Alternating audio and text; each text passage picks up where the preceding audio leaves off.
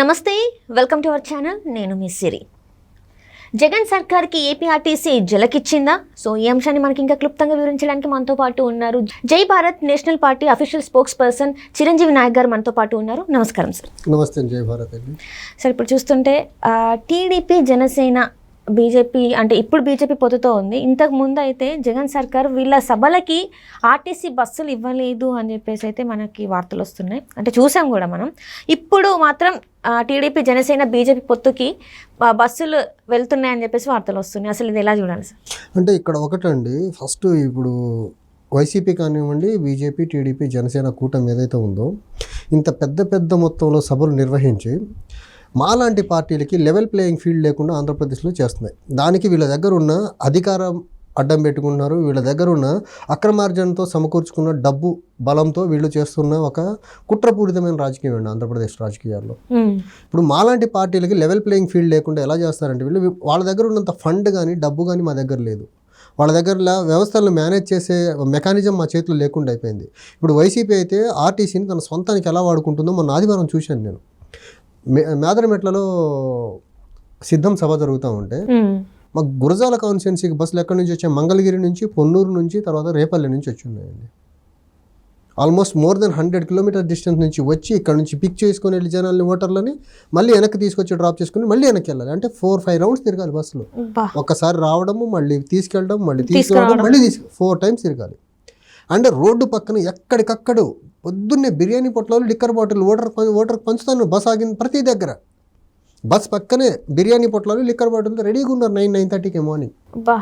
And నేను సంతమావులూరు అడ్డు road నుంచి వినుకొండ వెళ్ళే రూట్లో చూస్తే బస్సులు all the way Guntakal, Anantapur జిల్లా గుంతకల్ నుంచి, ఆదోని నుంచి, నంద్యాల నుంచి, కర్నూలు నుంచి వస్తున్నాయి, ఎమ్మిగనూరు నుంచి. ఇదంతా చూసి నాకు అనిపించింది, మేదరమెట్ల ఉమ్మడి ప్రకాశం జిల్లాలో మీటింగ్ ఏంటి?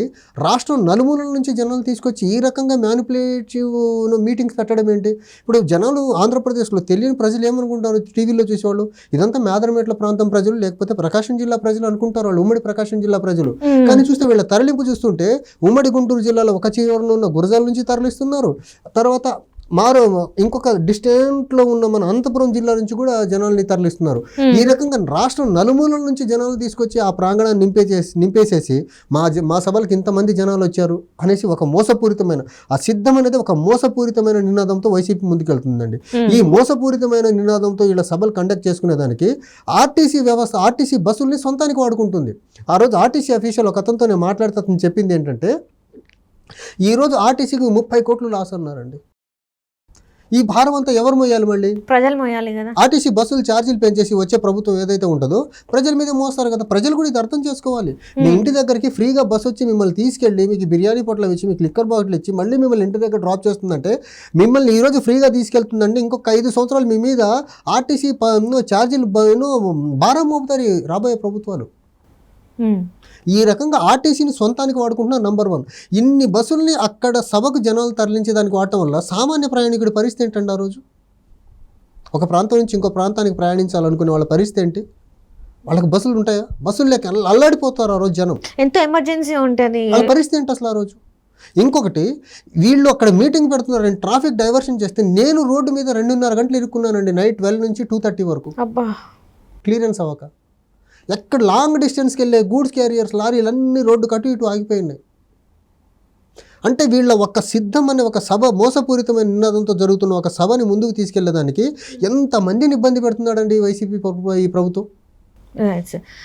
ఇప్పుడు దానికి తోడు ఇప్పుడు మళ్ళీ ఒకళ్ళు చేస్తున్న అన్యాయానికి, మోసానికి ఇప్పుడు టీడీపీ, జనసేన, బీజేపీ కూటమికి కూడా మీరు బస్సులు ఇచ్చి వాళ్ళకు కూడా తక్కువ రేట్లకి ఇస్తారో ఇంకేం చేస్తారో తెలియదు. మళ్ళీ ఆర్టీసీలు నష్టాల్లోకి వెళ్ళిందంటారు. మీ సొంతానికి వ్యవస్థలను వాడుకొని సంస్థ నష్టాల్లోకి వెళ్ళిందంటారేంటి? వీళ్ళు నష్టాల్లోకి వెళ్ళిందండి. మళ్ళీ బస్ ఛార్జీలన్నీ పెంచి ప్రజల మీద భారం మోపుతారు వీళ్ళు. ఇప్పుడు మళ్ళీ ఇక్కడ చిలకలూరుపేటలో కూడా సభ నిర్వహిస్తున్నారు కదా సార్. ఇప్పుడు మరి చూడండి వీళ్ళ సభలు మేదరమెట్లకి చిలకలూరుపేటకి లెస్ దెన్ 50 కిలోమీటర్స్ ఉండొచ్చు డిస్టెన్స్. అంటే వీళ్ళ మీటింగ్లు కూడా చూడండి ఎలా పక్కనే పెట్టుకుంటున్నారు. ఒకడు చేస్తున్న మోసాన్ని ఇంకొకళ్ళు పక్క నుంచే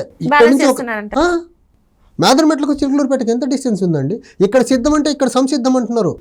ఎందుకు సిద్ధం, ఎందుకు సంసిద్ధం? వీళ్ళిద్దరు 10 సంవత్సరాలు ఏం పగలు తీశారు ఆంధ్రప్రదేశ్ వీళ్ళిద్దరు కలిసి? ఒక 5 సంవత్సరాలు ఒక కూటమి మోసం చేసింది, ఇంకొక 5 సంవత్సరాలకి వైసీపీ ప్రభుత్వం మోసం చేస్తూ ఉంది. ఈ రకంగా 10 సంవత్సరాలు మోసం చేసిన వాళ్ళు మళ్ళీ మీటింగులతో మోసం చేస్తున్నారు జనాల్ని. ఇద్దరు కూడా చెప్తున్నారు కదా, నేను ఆంధ్రాని బాగా చేశానంటే నేను ఆంధ్రాని బాగా చేశాను. రాజధాని ఎక్కడుందో చెప్పమనండి ఇద్దరిని కలిసి. పోలవరం ప్రాజెక్ట్ ఎక్కడుందో చెప్పమనండి. రైల్వే జోన్ ఎక్కడ ఆగిందో చెప్పమనండి వీళ్ళని. కడప స్టీల్ ప్లాంట్ ఎక్కడ ఆగిందో చెప్పమనండి. అభివృద్ధి చేశారు కదా వీళ్ళు, రాష్ట్రానికి అయితే మేలు చేశారు కదా. తర్వాత విశాఖ ఉక్కు కర్మాగారం ప్రైవేటైజేషన్ కాకుండా ఆపగలిగారా వీళ్ళు? అంటే ఇప్పుడు చంద్రబాబు నాయుడు గారు చెప్పేది అంటే, నా హయాంలో అయితే ఒక 70% అయితే పనులు అయితే జరిగినాయి, మిగతా పనులు అయితే జగన్మోహన్ రెడ్డి తాత్కాలిక బిల్డింగ్లు కట్టడం 70% పనులు అంటారా? ఆయన కట్టినవన్నీ తాత్కాలిక బిల్డింగ్లు కదా అమరావతి ప్రాంతంలో. దానికి అసలు జగన్మోహన్ రెడ్డి గారు ఒక అడుగు కూడా ముందుకెళ్ళి అన్నారు. దానికి భిన్నంగా వెళ్తున్నాడు ఈయన. అక్కడే రాజధాని ఉంటుందని చెప్పి అపోజిషన్లో ఉన్నప్పుడు జగన్మోహన్ రెడ్డి గారు, నేను ఇల్లు కూడా ఇక్కడే కట్టుకున్నాను మోసం చేసి మోసపూరితమైన ప్రకటనలు చేసి ఆ రోజు వచ్చిన తర్వాత రాజధాని అనే విషయంలో ఆయనకు వికృతమైన క్రీడ ఆడుతున్నాడు. ఆయన చేసిన అభివృద్ధి అక్కడ. మీరు అభివృద్ధి చేస్తే జనాలకు ఫ్రీగా బస్సులు పెట్టి మద్యం పోసి బిర్యానీ పొట్లాలు ఇచ్చి జనాలు ఎందుకు తరలిస్తున్నారు? వాలంటీర్లు వస్తున్నారా? వాళ్ళ ఖర్చులు పెట్టుకుని వస్తున్నారా మీ కార్యకర్తలు? మీరు ఆర్టీసీ బస్సుల్ని సొంతానికి వాడుకొని బిర్యానీ పొట్లాలు ఇచ్చి మందు పొట్లాలు ఇచ్చి వచ్చిన జనాలకి కూలి 500 ఇచ్చి ఈ రకం ప్రలోభాలతో తీసుకెళ్తున్నారు కదా. వీళ్ళకి ఎలక్షన్ అంటే ప్రలోభాలు. నిజాయితీగా ఎలక్షన్ చేసే దాఖలాలు రెండు పార్టీ, ఒక కూటమి కానీ రెండు పార్టీ కానీ లేదు. అంటే ఇంకొకటి ఏంటంటే, చాలా వరకు నీ సోషల్ మీడియాలో రెండు పార్టీలకు సంబంధించి ఒక అంటే టీడీపీ గిఫ్ట్ ప్యాక్లు కనిపిస్తుంది. అందులో ఏమున్నాయి? లిక్కర్ బాటిల్, స్టఫ్, తర్వాత కిళ్ళి, తర్వాత పల్లి బఠానీలు, దరిద్రమైన అంశాలన్నీ అందులో పెట్టేశారు. ఇంకొంత నగదు కూడా ఉంది అందులో. ఏంటిది ఇది? మీరు మొదలెట్టేశారు.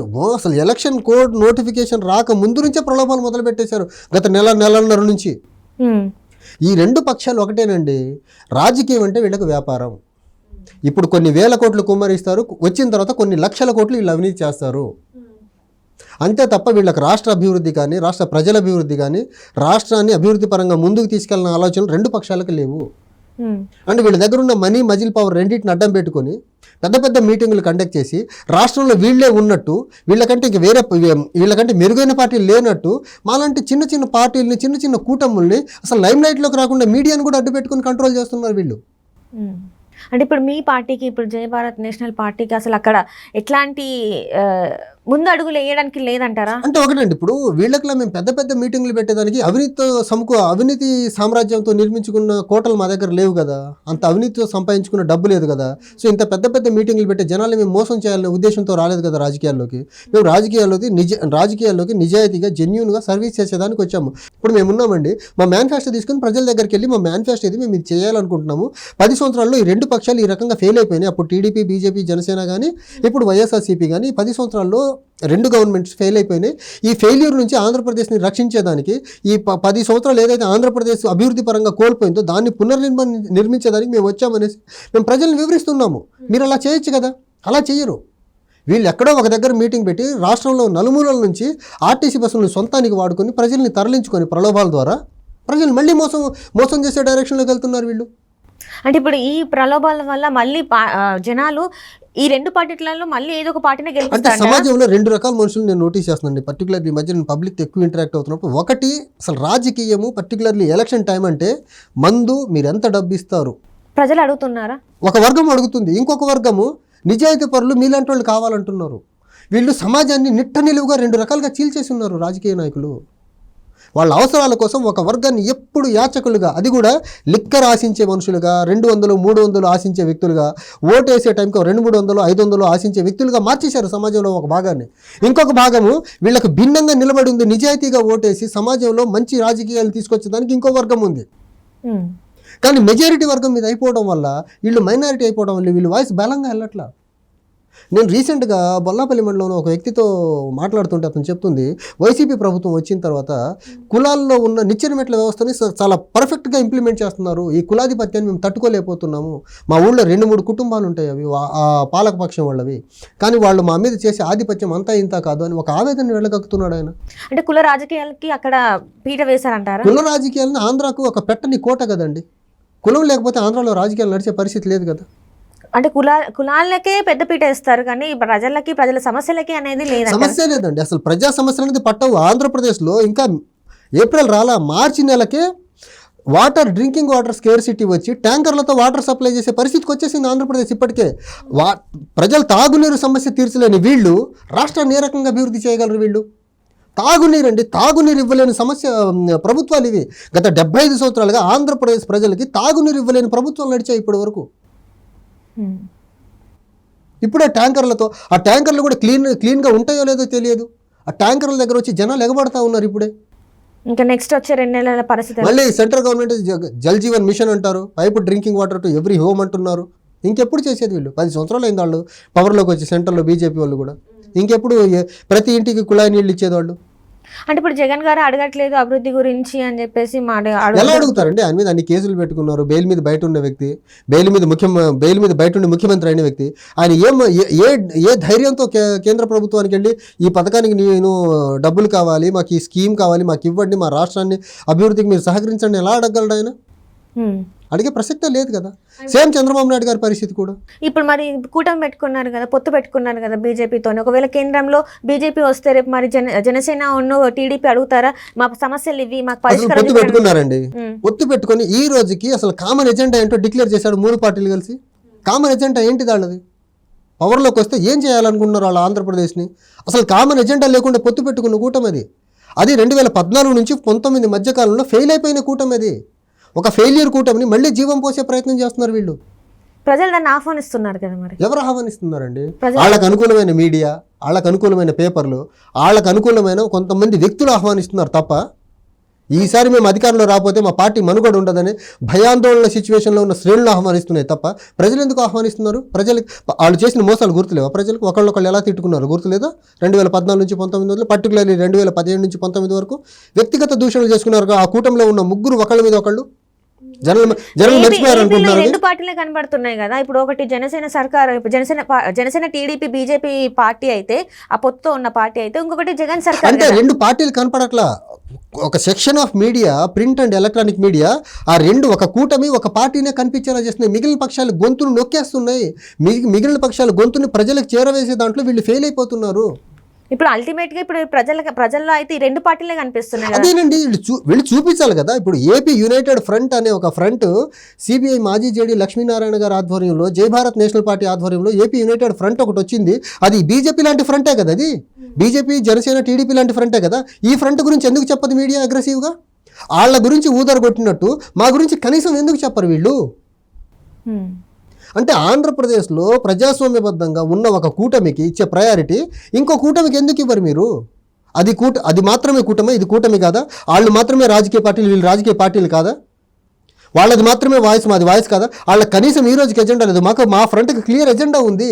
క్లియర్ ఎజెండా ఉన్న ఫ్రంట్ గురించేమో మీరు జనాల్లోకి తీసుకెళ్లారు. అసలు ఎజెండా లేని కూటమి గురించి పొద్దున్న సాయంత్రం వరకు బ్రేకింగ్ లేసి ఊదర కొడుతున్నారు మీరు.